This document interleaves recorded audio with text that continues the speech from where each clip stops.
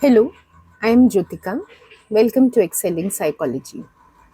I've been getting requests to cover research methods of AQA syllabus, so today we'll do that. I have just randomly picked up one past paper from Unit 2, Oxford International AQA PS02 paper, but this lesson will be equally useful to UK AQA A-level students because the questions are overlapping in both syllabi. So in this class, I think this is the January 2021 paper which had come. We'll be looking at section C, research methods. As much as I can cover, I will. I will explain to you, as always, how to write answers and also demonstrate some sample answers to you for better understanding. If you want to watch more videos covering research methods, I've already done that previously in my channel. I will link the playlist in the description box below. So today, without much ado, let's begin. The first question asked in this year was, a psychology teacher noticed that students who attended a gym performed better in their A level examinations than students who did not attend the gym. To investigate this, she interviewed 30 A level students from her school. Each student was asked the same 10 questions in the same order. Write a suitable aim for the psychology teacher's investigation. Do not confuse an aim with a hypothesis. That is the first suggestion I can give because that's the most common mistake that students make. So make sure when you're writing an aim, it is in the format of what is being investigated rather than a prediction about what the outcome will be. So always try to phrase or begin the aim with to investigate.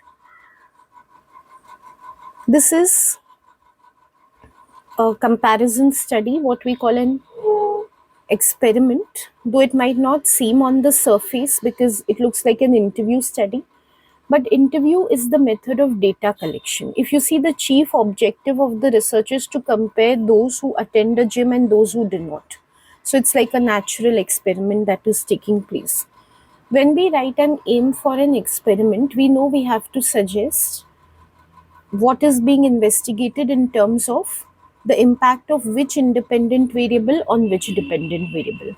So to investigate the impact of dash independent variable on dash dependent variable. That is the template you can think of when you're writing your answer. So I'll just show you what I mean by this by actually writing the aim for this study. We can directly begin the sentence with to investigate. So to investigate whether attending the gym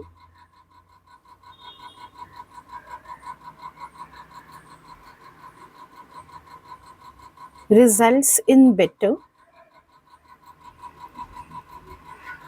performance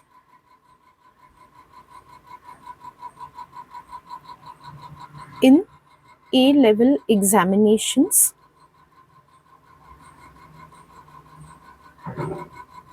than not attending the gym.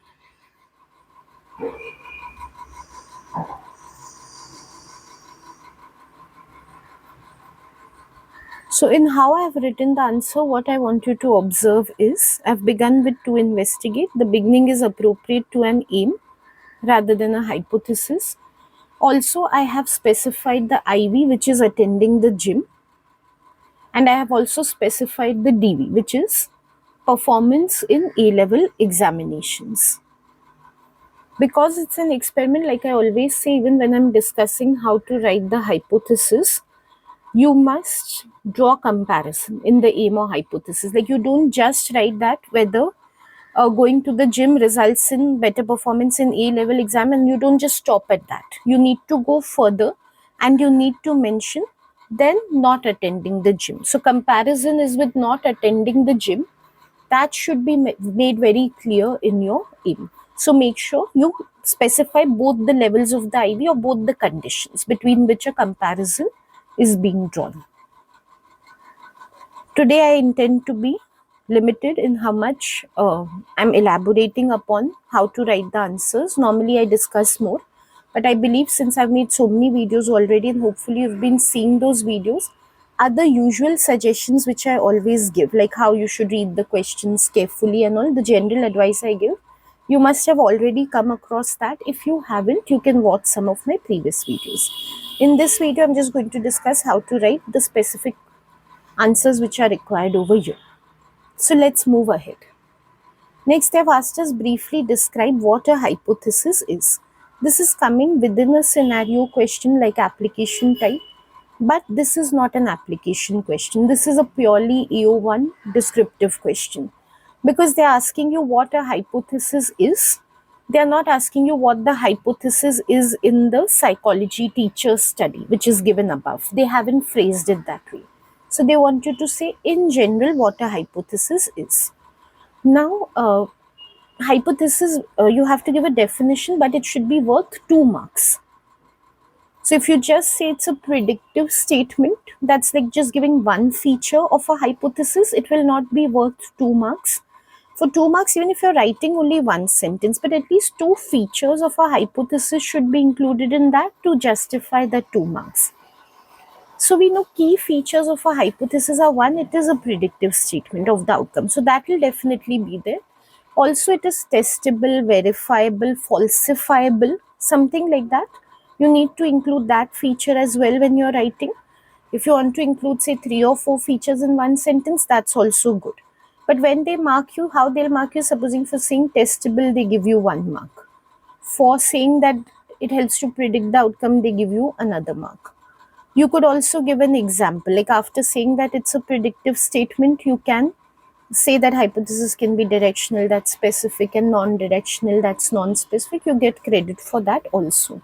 Essentially giving 2 unique points about what a hypothesis is, which can include an example also or types also, will get you 2 marks. So make sure you don't write anything less than that. How I would answer this question is, a hypothesis is a verifiable statement about the predicted outcome of a study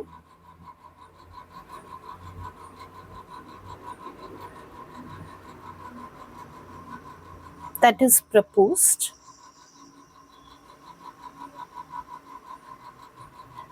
before the study begins.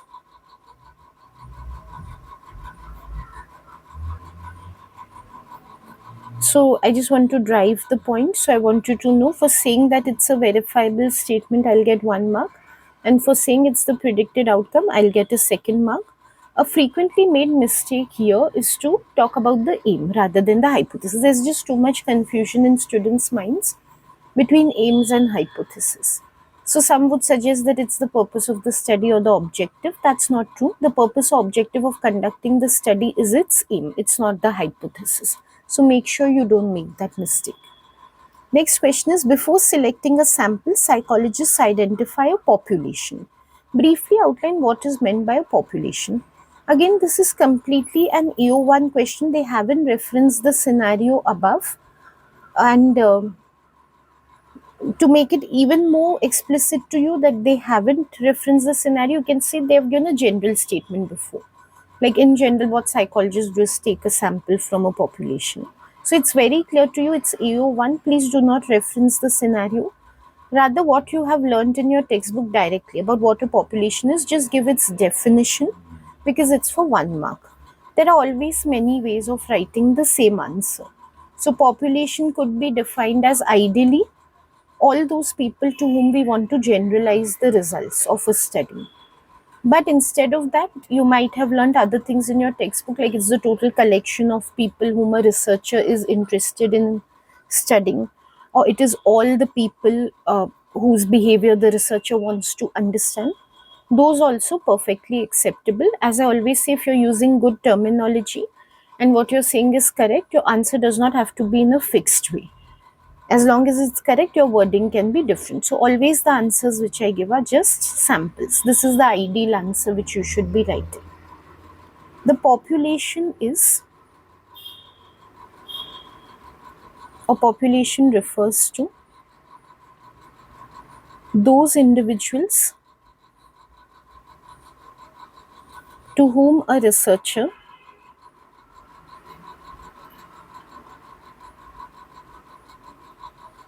would like to generalize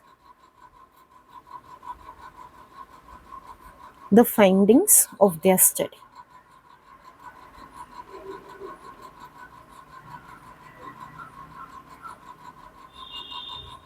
You could also say apply the findings of the study. As long as terminology is good, makes sense, it's clear, you will get marks. So this is what we've done on page 1 for research methods. Let's come to the next page.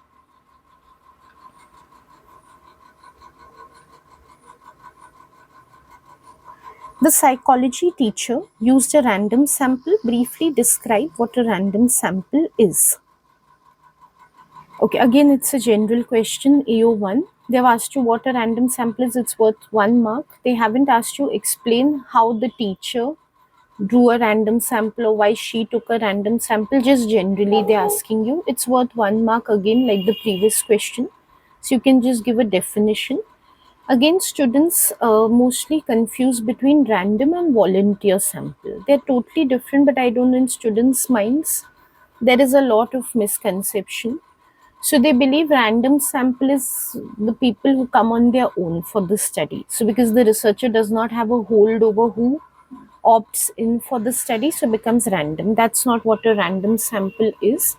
The second mistake students make is to suggest that they confuse it with random assignment or random allocation. So what they'll say is everyone in the sample has an equal opportunity of being selected. If everyone in the sample has equal opportunity, how come the researcher has a sample even before sampling? So when you suggest something, just check once to make sure that does it make sense what you're saying. Okay, this is they're asking you sample. They're asking about how people are selected in the first place, of course, from the population. If the sample is already there, why is the researcher selecting from them? So don't make these type of errors. Equal opportunities, the equal chance of being selected is there, but in whom? From where? From the population, not from the sample. What mistakes students are making, what is underlying these type of bad answers which students are giving? They are just rote learning, random. Okay, whenever they ask me random, I have to say equal opportunity.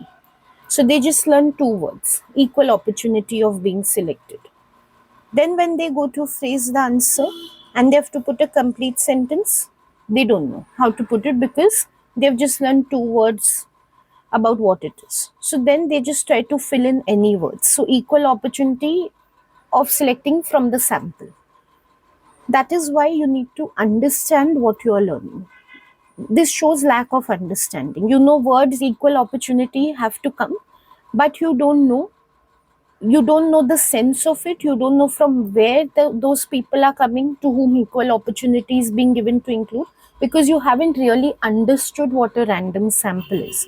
So make sure before you attempt your research methods paper, you understand what the concepts are. Then it won't be an issue to phrase things into a sentence. So what a random sample is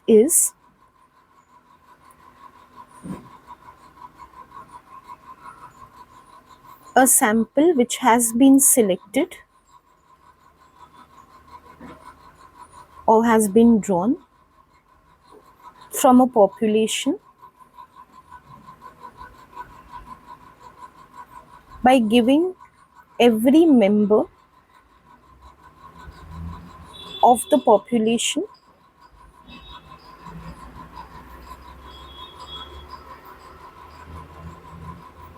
equal opportunity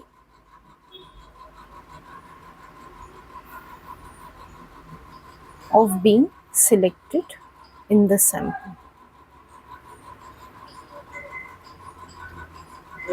I will try to cover one video in which I explain these concepts to you, sampling, different types of sample and all. As of now, make sure you don't do this 2-word learning which I have suggested. Always read thoroughly. It's worth the time that goes into it, because otherwise you're not going to get marks anyway. What marks are you going to get by memorizing those 2 words and applying them in the wrong context in the paper? So it's worth reading completely what's given in the textbook. It's interesting also if you try to make sense of it, and then you'll be able to write good answers in the paper. Now, related to that, really, they've asked describe how a random sample can be collected in psychological research. I'm pretty sure I must have covered this question in some past video also, because this just comes up way too frequently in the paper. Despite it coming very frequently and despite it being very easy to answer, maximum mistakes are made on this question. Why? Because, like I said, random sample versus volunteer sample is not clear to students. So they'll start suggesting that some sort of advertisement should be there and all. If those are the steps you're going to outline, then you're not going to get marks because it is a random sample, not volunteer. Secondly, if instead of how you're going to talk about why, which is many students do, everyone has an equal opportunity of being selected, so there's no bias, so the sample is more generalizable, it's more representative. They haven't asked you why anyone is selecting a random sample. Very clearly they've asked you how meaning the steps or the procedure. So essentially, like very basically, some sort of lottery method is used to take in people from the population. You just have to outline it in 4 steps because 4 marks question. So very simply think of step 1, step 2, step 3 and step 4. That will give you a neatly organized answer also, and you will get your 4 marks for it. So random sampling begins at having a population list. So how I would put this answer is, again there are many ways. This is one sample answer. The researcher obtains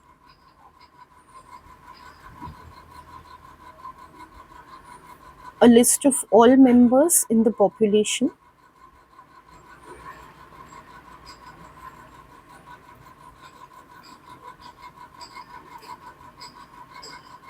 Now, what is the meaning of random? Unpredictable. So now we have to say how they select people in an unpredictable way. Then, now there are 2 ways mainly. One is to use a random numbers generator on a software. The second is the usual Chitbol method. I will for now elaborate on the Chitbol method. It's your choice. It's just the traditional way of doing it. It's easier to do, and so I'm putting down that you can talk about computer selection also. So then they write the names of each member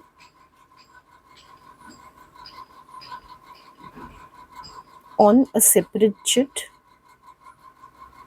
of paper,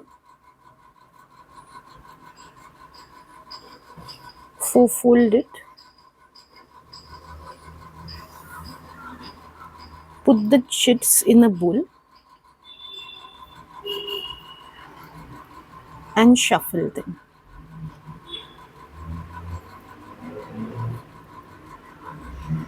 This might seem very unnecessarily detailed to you, but this is exactly what they're asking you. They're asking you the how of it. So you really have to write these things. So they put it in the bowl and shuffle it. Then they draw a few chits according to the total number of participants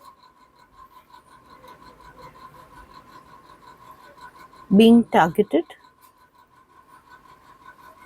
for the sample.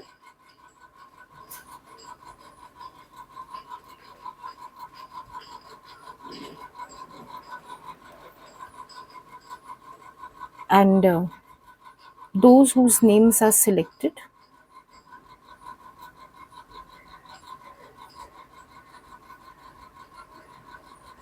are included in the final sample. Again, I'd like to point out 2 frequently made mistakes. One is not to suggest that how many participants are needed, those many names are drawn, like not making drawing related to sample size explicitly. You need to do that. So make sure you specify that as many chits will be drawn, as many people are needed in the sample. Things might seem very obvious, but they want to check you no, because believe it or not, it might be very obvious to you. Some students really don't know the procedure of random sampling. So they're not going to assume that it's obvious, so we should not ask this question. When they've asked you write explicitly, write the baby steps which are there in the answer. Secondly, another mistake is to exceed what is asked in the question. So some students have learned very properly that when it comes to random sampling, not everyone will agree. So even if the researcher selects, say, 10 people from the population, they might not be agreeable to participate, and so ethically they cannot be coerced into participation. All that is absolutely correct. But what are they asking you in the question?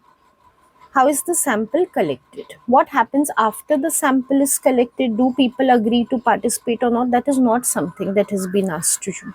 So, if you're going to discuss that procedure, like after the researcher has fixed on a few names, then what happens? That is not what the question requires you to do. Secondly, it also goes into the territory of giving weaknesses. This sounds like when you start pointing out ethical issues that you want to show the drawbacks of random sampling, why it is unethical or why it's impractical for a researcher to use it. Again, that's not in the scope of the question. So keep your answers very targeted towards what is being asked. Don't go beyond what is being asked. Also, I'll just show the marking to you once how this answer will be marked, like how you attain 4 marks. For mentioning that there is a list of population members, you get 1 mark, because that is definitely one thing the researcher has to do, get a list. Second, for mentioning the chits, putting the chits in the bowl, you can get 2 marks, 3 marks. Drawing a few chits according to number of participants required, that can get a 4th mark. The last point, who will be included, it's more like a finishing sentence, like a conclusion. They will not give credit for it, but even if they do, that's like an extra point which is there. So I've pointed out which are the 4 unique points which I have made, for which I will get marks. In every question, the general rule applies that all points should be unique. They should not overlap or be repetitions of each other. I am zooming out from time to time and showing you the answers, because in case you need to record them, you will have to take screenshots. This paper I am not going to upload on my website. So this will not be available to you as a PDF. Okay, let's look at the next question. Now they want us to write something related to the scenario. So I just want you to notice the wording. Name the type of interview the psychology teacher used used, and briefly explain your answer. Now explicitly they are telling you they don't want some general interview or some type of interview which the psychology teacher used. Means whenever they want you to contextualize your answer to the scenario, they're going to point it out in the question. So this is an AO2 question, not an AO1 question.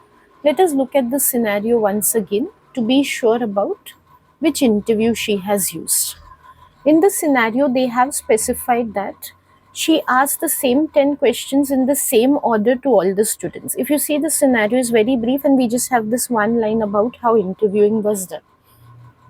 From this, we can deduce, because we know only 3 types of interviews are there: structured, semi-structured, and unstructured. We know that type of interview which is very standardized is a structured interview.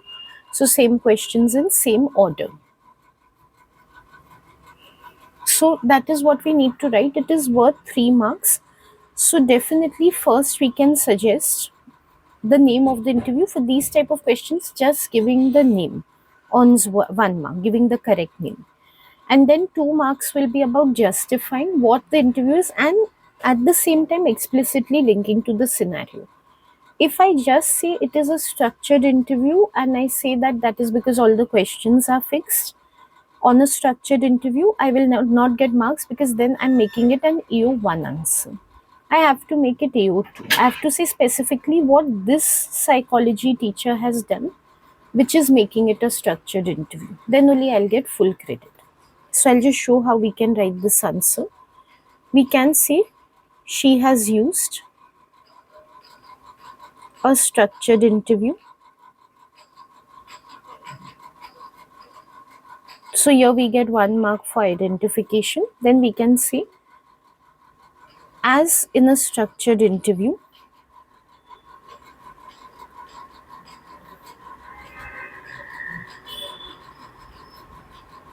questions are standardized.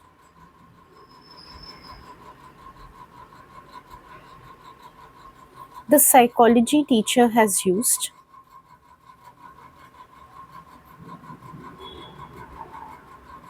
the same 10 questions for all participants.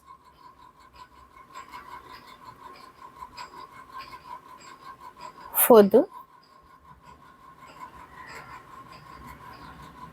as the questions are always in a fixed order,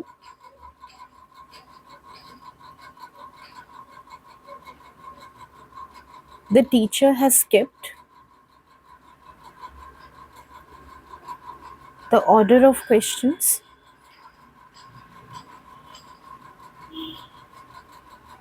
the same for all students.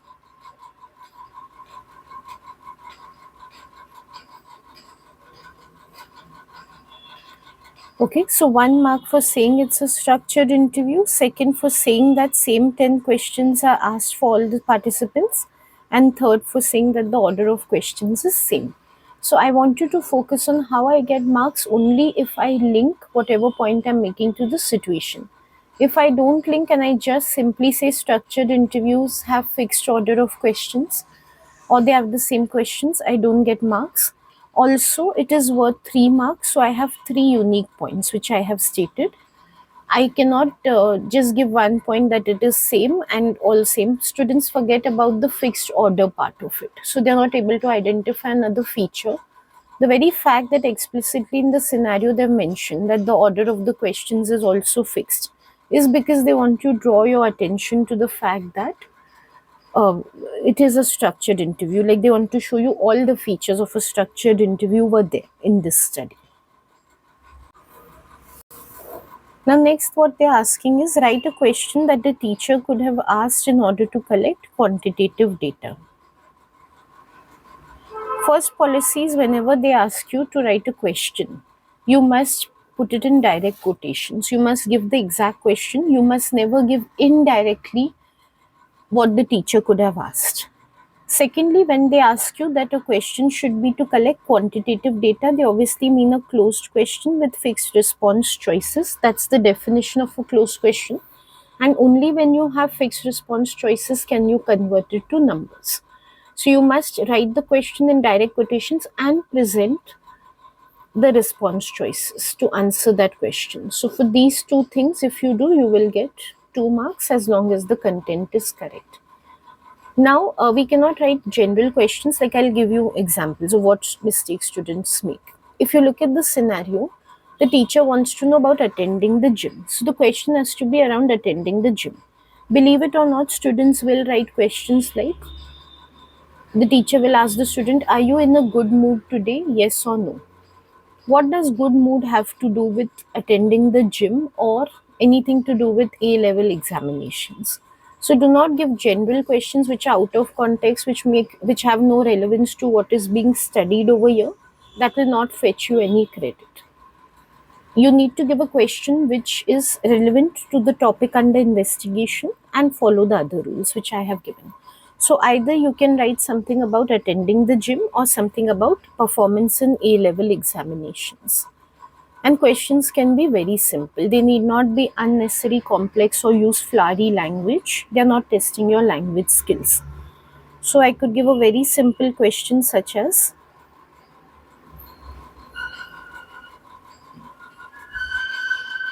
how often do you attend the gym?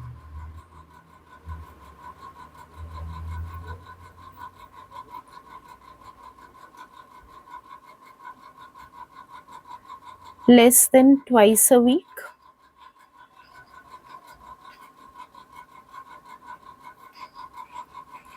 Less than 4 times a week?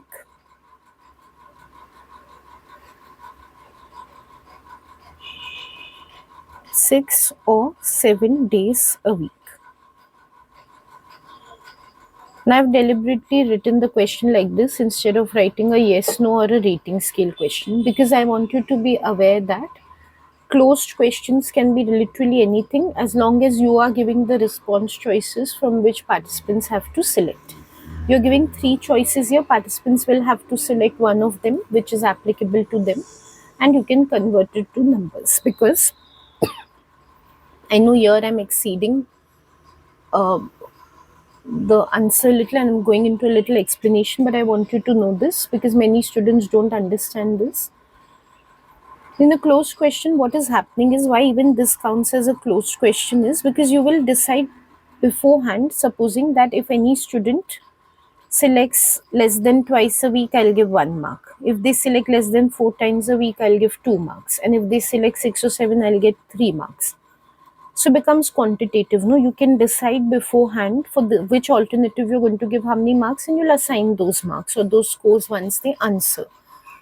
So from that viewpoint, any question which has fixed choices will become a closed question. So it can be perfectly be like this. Other possibilities are how often do you attend the gym? Rate on a scale from 1 to 10, with 1 meaning never to 10 meaning regularly. So that's a rating scale type of question. A simple yes no question could be, do you attend the gym? Yes or no. That is also perfectly acceptable question. Many students feel because it is starting with how, so it is not a closed question, it's an open question. How often, how many, how much are closed questions, they are not open questions. So be sure about the phrases which you learn with which you can open or closed questions. Don't have any confusion about those things. Now, how it will be marked is like I've told you, a direct question relevant to the topic given, 1 mark, response choices given and explained clearly, 2 mark. One more mistake which students make is to write indirectly. So, supposing instead of this, if I am to write, the teacher could have asked them about their frequency of attending the gym. That's not going to get me marks. They've asked you for a question. You're not saying what is the question. She could have asked about something. You're giving a very general topic about which she could have asked. Exactly what she would be asking, you haven't specified. So never give the question in indirect language. Next question here is briefly explain in what way the question you have written collects quantitative data. This is what I have just explained to you. We need to just put it down in words.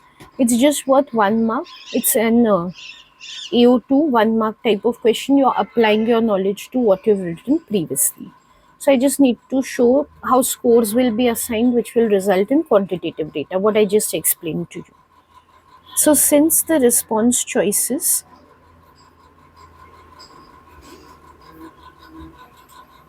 or you can even say alternatives, will receive predetermined scores, or you can say they'll be assigned predetermined scores, they will collect quantitative data.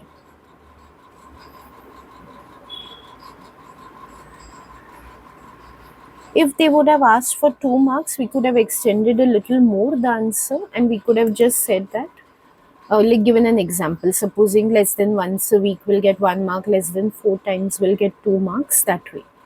But it's only worth 1 mark, so writing this much is enough, like just giving the basic logic of how it is collecting quantitative data. Let's come to the next page.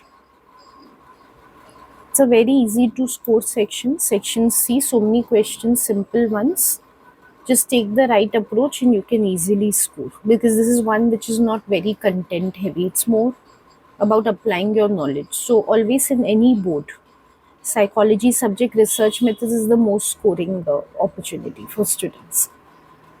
Okay, here they've asked the data the teacher collected was primary data. Briefly describe what primary data is. 1 mark again, you just have to give a definition. As examiners have rightly pointed out repeatedly, students believe primary data is which is directly collected by the researcher and secondary data is which is collected by someone else. It's not wrong, but it's not the key defining feature. So for every term that you're learning, do you know actually what separates it from something else? Like in this case, what separates primary data from something else? It's not about researchers' efforts or whether they're in direct contact with participants. That just happens to be. The key separation point is that primary data is specific to the aim of a study. It's collected with that intention to be able to answer this particular research question. Whereas secondary data is meant for some other research question. The purpose of collecting data was something else and now it's being borrowed for this study.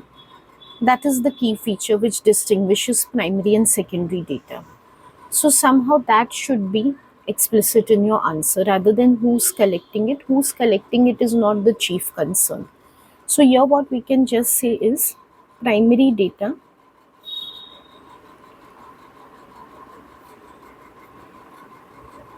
is that data which is collected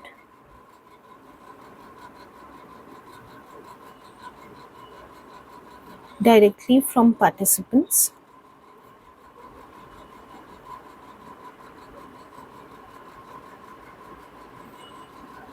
to address the specific research question in a study.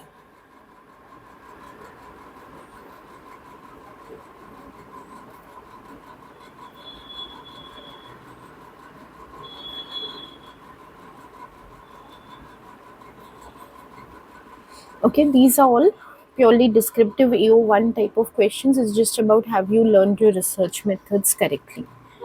The next question is relevant to the scenario. The psychology teacher was concerned about demand characteristics. Briefly explain one way the teacher could have reduced the risk of demand characteristics in her interview. One thing is not contextualizing the answer. That's the primary mistake students will make. They will say what demand characteristics are and give some very general proposal on how they can be curtailed. For example, a student will say she could have hidden the purpose of the study from the participants, which is correct. But then they don't elaborate at all what is the purpose she should have hidden, or exactly what she should have told them, or how she would have hidden it. Nothing. So that's not enough contextualization. I always say you should use wording from the study, which does not mean you just use the word primary teacher, but the rest of your answer is a very general AO1 type of answer. Use wording means use ample wording from the scenario so such that you're able to explain the full answer with relevance to the scenario given. So, no doubt some type of deception can reduce demand characteristics. Other ways of reducing demand characteristics include blinding, eliminating bias, any steps that can be taken towards that. Let's take a quick look at the scenario again to see which of these ways would be best suited to the scenario given. In this case, she wants to interview them. The method of collecting data is interview. So, ideally, we should think of something that can reduce demand characteristics when they're answering interview questions. So, just always imagine yourself in the place of the participants. If you were in place of participants, that is, if you had to answer questions about your attending the gym or not, what sort of demand characteristics would you show? You would maybe show that social desirability, which is one type of demand characteristic. So in the interview you would suggest you attend the gym a lot, whereas you don't, just because it sounds desirable to give that type of an answer. That's a very strong possibility. So first you can think of, okay, this would be the demand characteristic, then you'll be able to think of the solution. Or for example, if you know that those who are attending the gym are expected to perform better in A level examinations, then you might over-report or under-report attending the gym according to your performance. So if you have performed well, you might suggest you've been attending the gym a lot, whereas that might not be the truth. Conversely, if you have got a low score on your A level exam, you would suggest that you haven't been attending the gym a lot, which might not be true. If this is the demand characteristic, think about how it can be rectified. So the first thing when you need to contextualize is you need to think how this thing would play out in this scenario. If I was the participant, what would be my tendency over here? And then you will be able to think of a solution. Once you know what the problem is, then you'll be able to think of, okay, in this situation, then this is how it should be reduced. So let's assume people are showing social desirability and they are showing that they attend the gym a lot. Now, how the teacher could have reduced these demand characteristics? One thing definitely becomes anonymity in interviews, like we have learned. People tend to give false answers when they believe their name will be associated with those answers, like they'll be identifiable. So if they give that answer, somehow it will affect their reputation directly. So she can tell them that they will not be named in their answers, and then that's why they might be more free to suggest that they haven't say been attending the gym much because they feel no one will come to know about it and they won't face embarrassment. But that I would say, no doubt we can write that, but it's something to do more with the questionnaire, because anonymity in interview, no doubt it can be for like confidentiality. Name won't come out in the report, but still the interviewer is face to face with the participant. So there the participant again might show desirability because of the presence of the interviewer to impress the interviewer. So we can think of something better. Another way could be to use a different technique altogether. Instead of interviewing participants, the most objective way would be just to go to the gym wherever records are maintained and just check out how often different students are attending the gym, and to find out their A level examination performance, she could just take a look at their report cards again rather than asking them directly. So, abandoning interview altogether and using a more objective means is definitely a way of reducing demand characteristics. And what I mentioned in the beginning, that is also definitely a solution, which is not giving explicit instructions to the participants, like not letting them know the true purpose of the study. Instead of telling them it's about seeing their gym attendance and relating it with their performance, some general purpose could be given to them of the study, such as just investigating students' school habits. So in that only, like the psychologist can just pretend she's asking them about a lot of different things, like have filler questions also. So just like she's happening to ask about the gym also, school performance and a myriad of other things, so that students don't come to know, okay, these are the two things she wants to link: gym attendance and exam performance.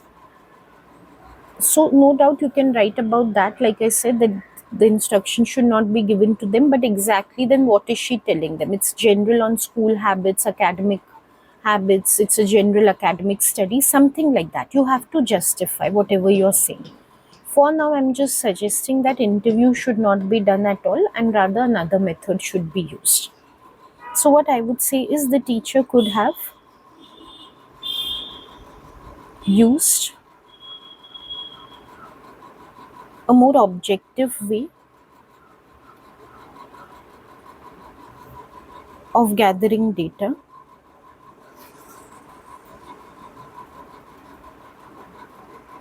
instead of using interview for her study.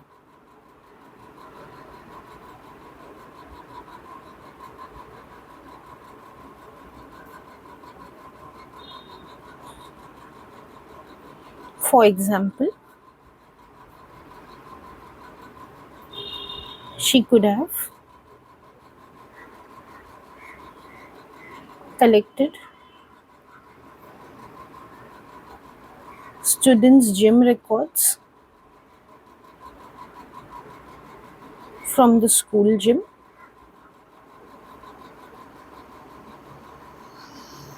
and investigated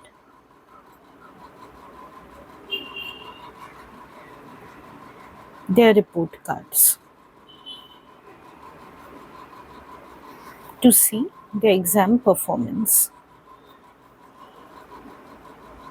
Your key is giving a very specific and exact solution of what the teacher could have done. If you're going to give a general solution that she shouldn't use interview, instead she should have just gathered records, but you're not going to specify what those records are, how they are related to the measured variables, you're not going to get marks. Okay, next is, in order to find out more information, the psychology teacher decided to follow up her research with a questionnaire. She created a questionnaire with open and closed questions. Briefly describe what a closed question is. Again, they've asked you generally. So give two unique points about what a closed question is. Do not give superficial points. Again, give key characteristics. So instead of saying questions that begin with rate or score, do you, how much, those are not defining features of closed question. Like the phrases with which they begin are not the key aspects of what a closed question is. It's just the way of writing.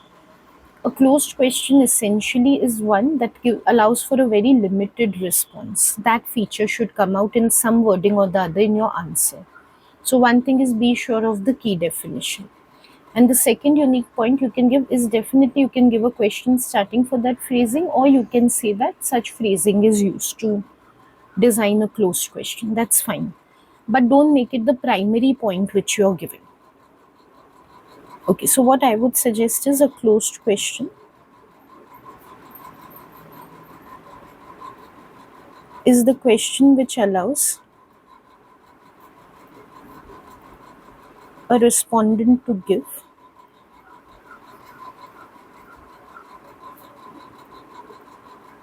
a limited response.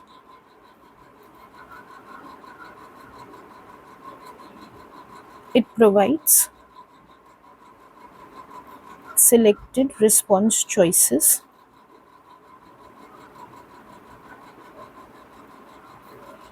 to the question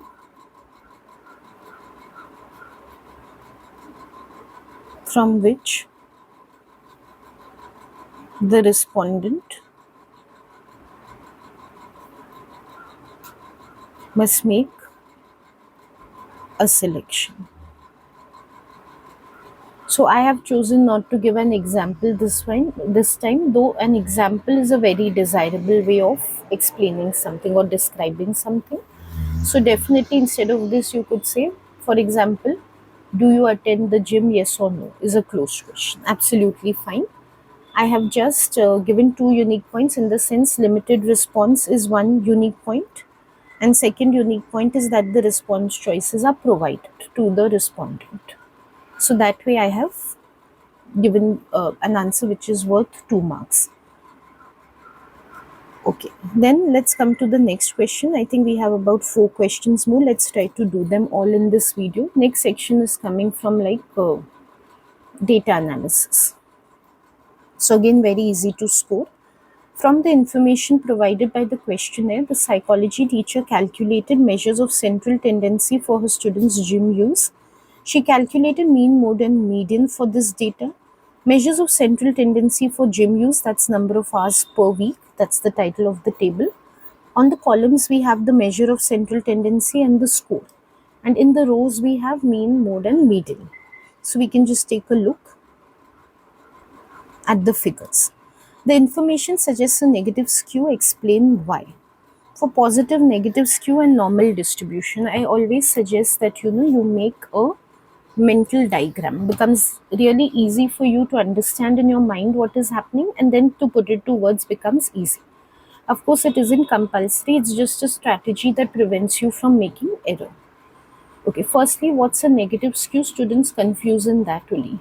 A negative skew is when there is high performance by most scorers. Whenever you have to identify a skew, you just have to see the direction of the tail. In this case, if this is the midline of the graph, the tail is towards the negative end. That's why it's called a negative skew. So first, be very clear in your mind what a negative skew is. Means make sure you understand the concept well. Now, whenever you have to justify, in your syllabus, the way of justifying is suggesting the positioning of the mean, median, mode, like how they are arranged in a way which is suggesting a negative Q. Median is always the peak point. So the highest point is where mode is always the peak point. So the highest point is where the mode is coming. In this case, value of mode is 6. So you can, like I said, like visualize in your mind what I'm drawing over here. You don't need to draw it as such. So definitely the mode is going to come at the peak point at 6.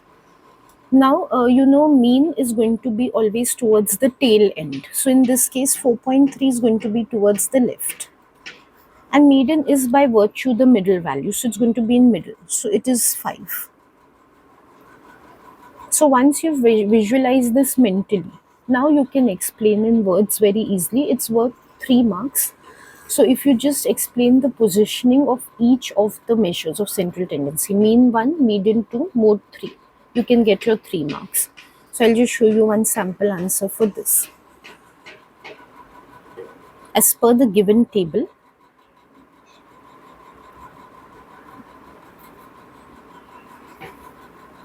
the mean has the least value of all measures of central tendency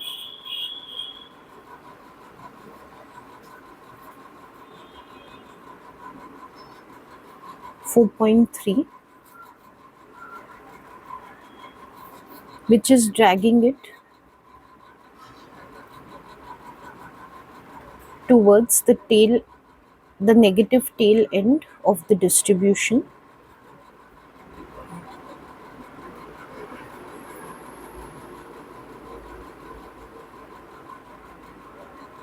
The mode has a higher value,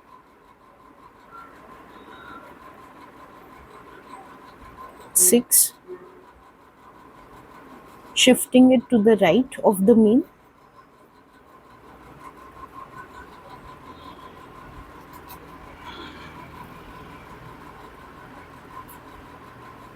The median of 5 lies between these. This arrangement suggests a negative skew.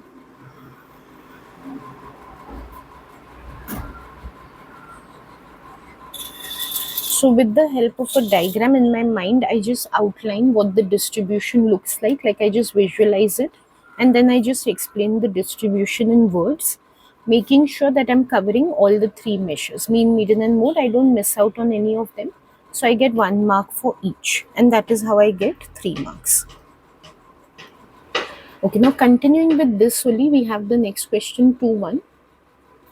Explain what the this is a different question. Explain how psychology teacher could have ensured confidentiality in the follow-up study using the questionnaire. As we just read, in between they added something to the scenario and they said now along with the interview she's going to be doing a questionnaire also. When I was discussing some points of the interview, I remember I mentioned how confidentiality, anonymity and all is more relevant to questionnaires.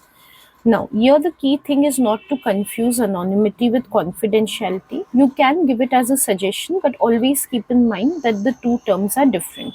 When we talk about anonymity, for all practical purposes, what we are saying is the respondent does not even need to write their name on the questionnaire. That's anonymity.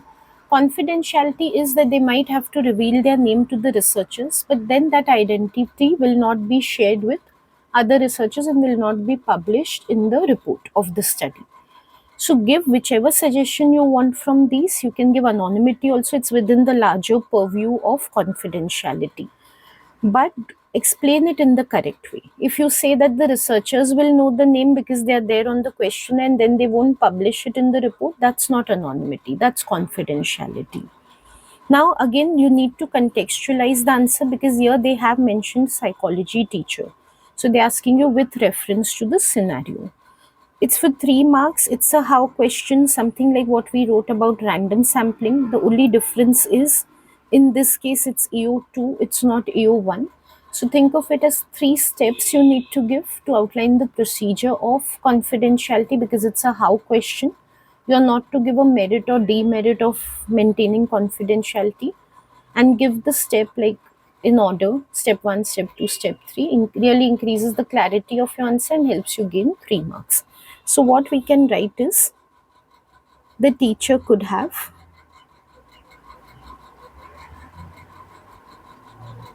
maintained anonymity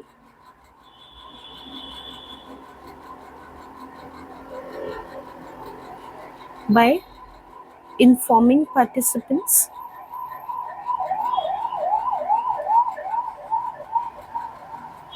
that they need not disclose their names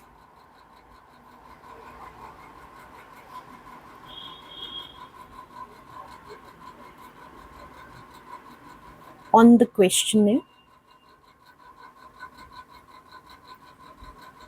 Okay, just a minute. I just like to see exactly what they had told us for the questionnaire. She's going to have a follow-up questionnaire with open and closed questions. Okay. So she can tell them that they need not disclose their names on the questionnaire. She could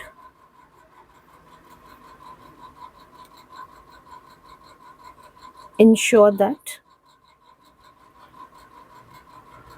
if she has a list of their names,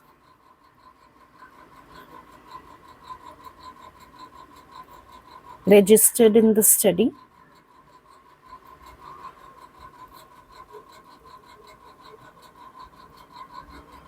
She keeps the list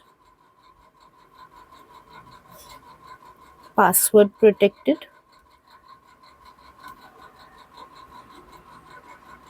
so that no other researcher or assistant can access it. She should also not disclose these names in the report of her study. As in the context, sometimes they do not give us enough wording that we can include in the answer. Like they're just telling us she'll do a questionnaire, open and closed questions. They haven't really given any more details. They've literally given it in one line. So in that case, there is nothing that we can write about when it comes to uh, like trying to make it very specific to the study. So whatever best we can write, we have given that. I've given anonymity, but that will earn only 1 mark, and after all, the answer is for 3 marks. So then I also need to talk about, okay, on the questionnaire specifically who's answering, that person's name is not there. But otherwise, the teacher could be having a record of who are the participants who are included in the study. Like somewhere they must have consented on the consent form, some register must be there where their names are there. So then how she can protect confidentiality of that also I have outlined in a step-by-step manner, starting from when I think of it, I always visualize, okay, at the beginning they're coming to write the answer. At that time, what could be done? Anonymity. After that, what can be done is the name which she has now, she need to, when it comes to data analysis phase, she'll need to refer to the names while talking about consent and all. So that time she should make sure no one else can access. Okay, then what she'll do, she'll be publishing the report of the study. That time what she can do, make sure not to write their names on the reports. So that way I just have to keep on thinking in my mind systematically, then I'll be able to put it down in that way also. Another question they've asked now related to this one. Apart from confidentiality, identify one ethical issue and briefly explain why the psychology teacher should have addressed this issue. This is like, how this is, you see, there are two questions in one. First is identify another ethical issue, means they just want you to name one more issue. I would suggest you give a very brief definition also, though it's not compulsory. So take it as EO1 is 1 mark because it's identify, and in general they wanted to identify, so just naming or giving, like I said, a one phrase like description can be worth 1 mark. AO2, why the teacher should have addressed this issue, is worth 2 marks. So bringing out somewhere in her study where that ethical concern is becoming relevant, that will be 1 mark, like just saying why it's important to a study. And second, why it's important to address, like in the sense, uh, if she would have addressed what would be the benefit of that, that will be a 3rd mark. So it's a very simple structure. Let's begin with AO1. Before I begin with AO1 and just name any issue for the heck of it, whatever is coming in my mind, I know I have to relate it to the scenario. So let me think about, okay, gym attendance, academic performance, what can be important from all the ethics which I have learned, which one is most relevant here.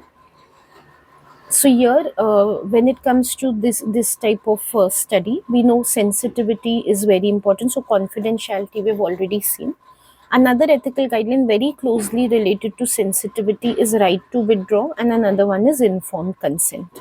As such, in the process of the study, there is nothing that is causing harm to participants. So protection from harm I wouldn't take. It's not an intrusive study, so that wouldn't have relevance. So if I say just name protection from harm, I will not be able to connect it to the study. So it's not advisable to take that. So I would take something that is I can connect. So informed consent, right to withdraw is there. Again, if I take something like deception, it's unlikely deception will be used because they haven't really mentioned. We can suggest it, but they haven't told us that deception will be done. So then that is not relevant. Like we can't assume that it is being done. But what is being done is they are being asked about their attendance and examination performance. So that is concretely what is happening. So we can give something relevant to that. Before I write the answer, since I've touched upon this, I just want to explain. Many students have a habit of assuming things, hypothetically imagine, oh, it will be done this way. Like, of course, the teacher will deceive them. So because I assume that she will deceive them, let me take it up. Do not assume things which are not given in the scenario. They want you to write an answer relevant to the scenario, not relevant to your assumptions. Okay, so first I would explain to you about informed consent, because I'm not going to write that one. I'm going to write right to withdraw. If you had to write about informed consent, first you could name it.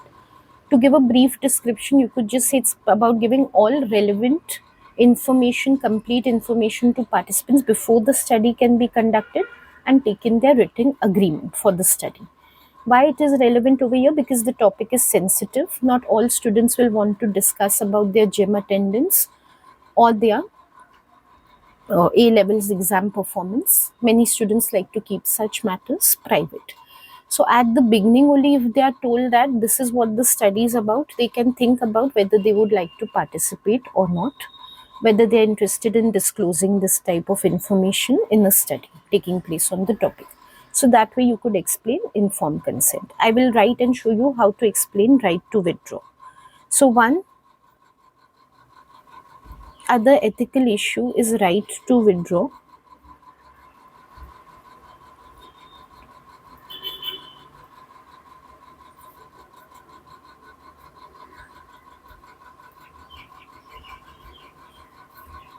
which allows participants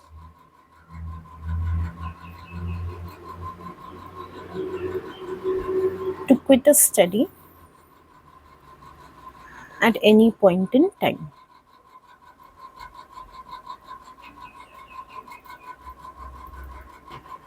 Now I need to say why it is important in this study. This study asks participants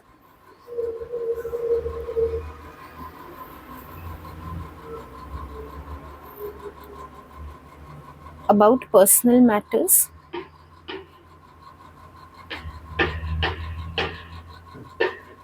such as gym attendance, and exam performance.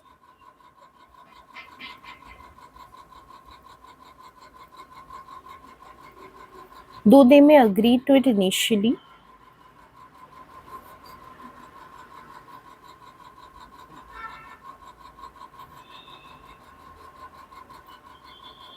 when asked specific questions,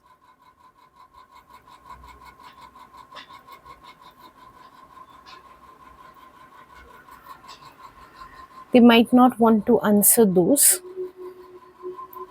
or they might not be comfortable answering those.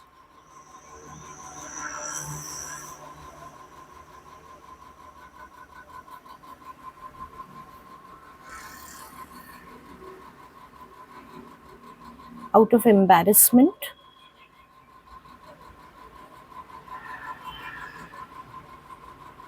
or finding them intrusive.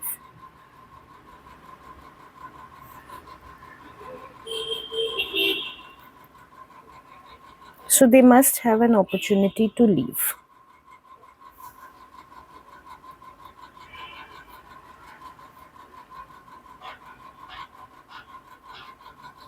So here the point which I'm putting across is that people can initially give consent to participate. They know what the topic is, so they've agreed. But once they hear the questions, they don't know what the exact questions at the time of consent. Once they hear the questions, they might decide this is not something they want to talk about, or this is becoming too personal, and that's why they do not want to continue. So definitely right to withdraw allows them to leave at any such stage which they have become uncomfortable with the study. So one mark just for identifying that right to withdraw. Second mark about why it is important to this study, because the nature of the study is such. Of course, it is important in every study, but particularly in this study because the topic is quite personal in nature. And third, just giving one example of why they might want to leave. There can be other reasons they might suddenly become disinterested. Even that reason is sufficient, but most probably because of this, because some questions become uncomfortable or intrusive in their opinion. So just giving an example showing that we're exactly thinking about this situation, what possibilities are there. So that is it for this paper. That's the end of the section C. If you have any comments about what you'd like me to cover further, you can leave them again in the comments box below. Any feedback, suggestions on the video, you can leave on the comments below. If you're looking for tuition for Oxford International or UK AQA Psychology, I have experience in teaching both. I'm currently teaching students from both curriculum. So I'm leaving my personal contact number and email ID in the description box and pinned comment below. You can contact me there. I make lots of videos on AQA psychology and they are relevant to both specifications, UK and international. Why I keep emphasizing this is because you shouldn't assume that just because on some video I have taken it more from an international point of view or UK point of view that it's not useful to you.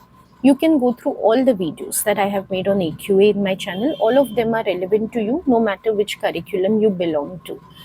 Okay, so that is it for this video, and I will try to come up soon with another video which will most probably be a continuation of the topic which I'm already addressing, that is social influence or approaches. So something to continue with those. Okay, so thank you for watching this video till I see you next time. Bye bye.